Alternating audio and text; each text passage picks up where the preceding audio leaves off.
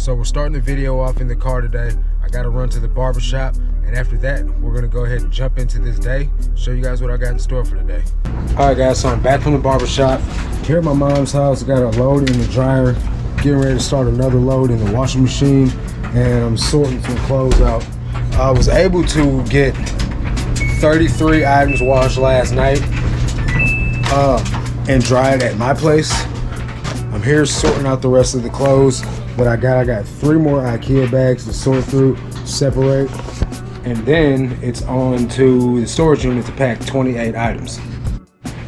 So one of the things I want to discuss real fast while I'm here sorting out laundry is if you don't do a thorough search on your items when you're sourcing them, you should definitely give your items a really good thorough search over while you're sorting them.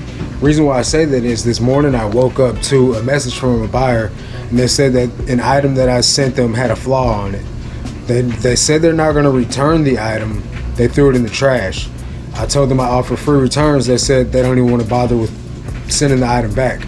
So that goes to show me that sometimes I get in a rush, sometimes I move too fast, or sometimes even I and my mother don't even notice some of these flaws that are on these items, and they just slip through the cracks. So I just want to share that with you guys, because you never know, which buyer is going to open up a return on you, leave you negative feedback, open an INAD. So always try to be mindful, and this is, I'm speaking to myself too, because I'm the one that brought this up. I just want to share it with you guys. Hopefully you'll find value out of it. Just to check your items as thoroughly as possible more than one time, because you never know what's going to slip through the cracks. Case in point, I'm checking the pockets on this Gap item, and there is tissue in the pockets. I had a return months ago when I first really got into reselling clothing, and I'm sorry. I had a return months ago when I first really started doing a lot of clothing, and checking the pockets was one of the things that I didn't do. And I ended up selling somebody a pair of Duluth Trading Company pants, and they had a mask inside. The person was totally grossed out. They were like, I can't believe that you sent me this. This is so unsanitary, and barf emojis and all that stuff, like super extra. However, that's their right to be offended and upset and grossed out by it. So they wanted me to send them $10 to go get the pants cleaned at the dry cleaners and sanitized. So I did. I gave them back their $10 that they were asking for, because at the end of the day, that's my fault for not checking the pockets. So make sure you guys are checking pockets. Make sure there's no holes in the pockets. Make sure all the zippers work on items, things like that. Make sure there's buttons on the fly if there's supposed to be a button fly. Make sure there's a button on the waistline. All these little simple things that can be, caught up in haste or joy that you found a good item, and you just throw it in your cart without looking it over fully, because you're going off the name or whatever the case may be in said situation. All right, so all the laundry is sorted. I gotta jet back to my house real quick because my landlord needs to stop by and work on my heater in my bedroom. So real quick interlude, and then run into the storage unit.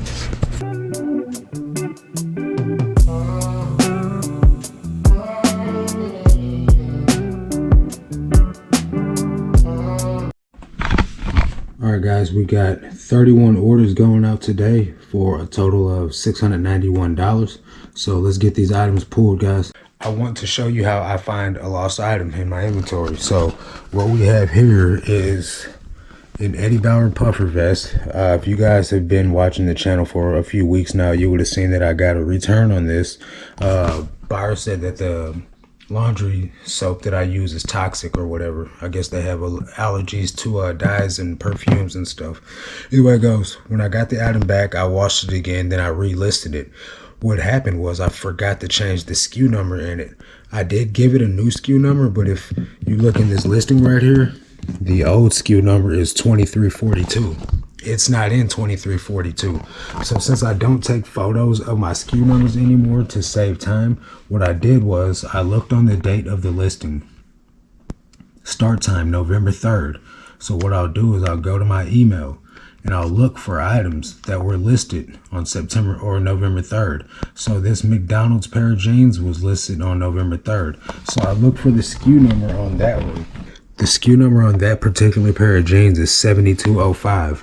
So what I do is come over to my storage unit and I look for 72. So 7205, here's those McDonald's jeans. So what that means is that item that I'm looking for is in these two boxes, either the box that it's in or next to it. So I'll just pull it out and I'll skim the top. No Eddie Bauer vest.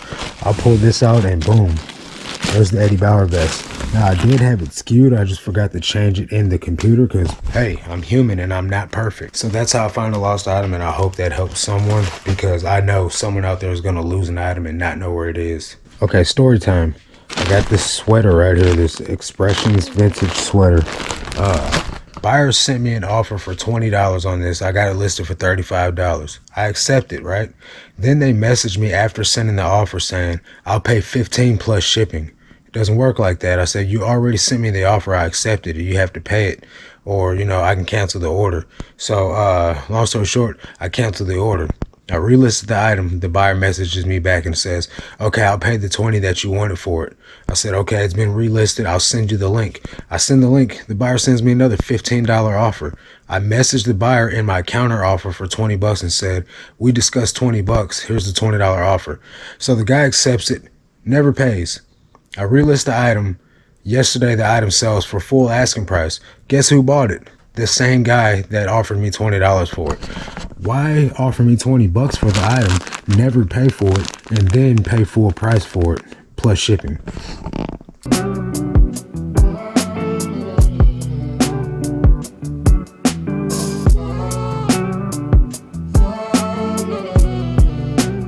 So here are all the orders going out.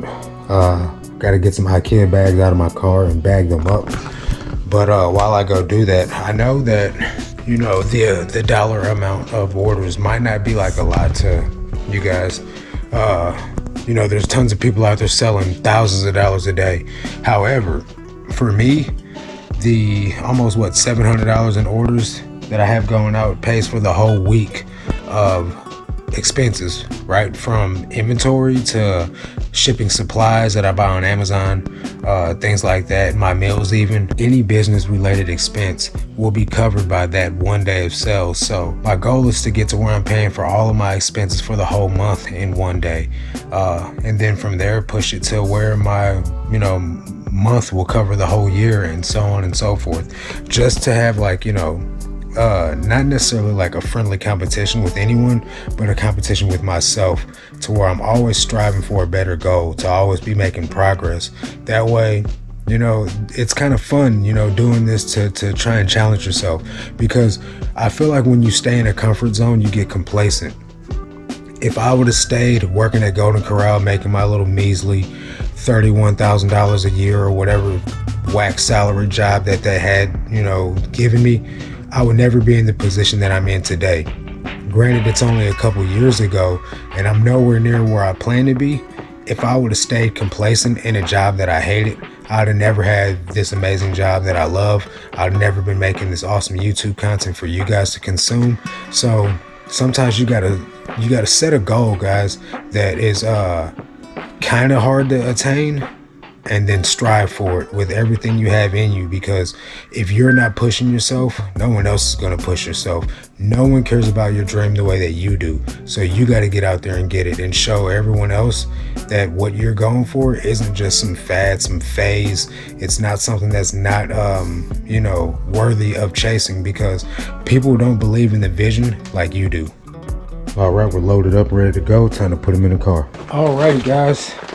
Back for the second round of clothes. This is why I start paying my mom to do this stuff for me, because instead of going home and getting started on my listings, now I've got to stop and fold up clothes. So this is another 20 minutes out of my time that I could be listing more items. So I'm gonna go ahead and get these clothes folded and then get to the house and start listing. All right, so I got 34 items that I laid out last night. These are the clothes I just brought from my mom's house. I'm getting ready to lay out the remainder of what I need to list 50, which is just 16 items. So I'm going to go ahead and lay out 16 more items and then start taking photos. I'm taking photos of these American Eagle pants. Yes, I know they're wrinkled. I just pulled them out of the dryer. They didn't have time to sit and get the wrinkles pressed out of them. That's neither here nor there. I just wanted to show you guys. I use this chopstick to point out flaws. So like this little distress spot right here on the crotch area, I will point that out and take a photo of that. So that way the buyer can see what's wrong with it. I got questions about these lights. These are not the most optimum lights for taking photos, obviously. These are just basic. I think they're like 1200 lumens, I think. Let me check. It is 1600 lumens. So I don't know if that matters, you know, to you guys, but it's simple, it's cheap, and it works. It gets the job done, and I've made thousands using these light bulbs. So I used to have the big box light bulbs. My girlfriend still uses those. They get in the way. They do work, but they get in the way, and as you can see, I'm not working with a whole lot of space here. So these work perfectly for me. That works for me. It might not work for you, so do what suits you best. Yeah, that's my piece.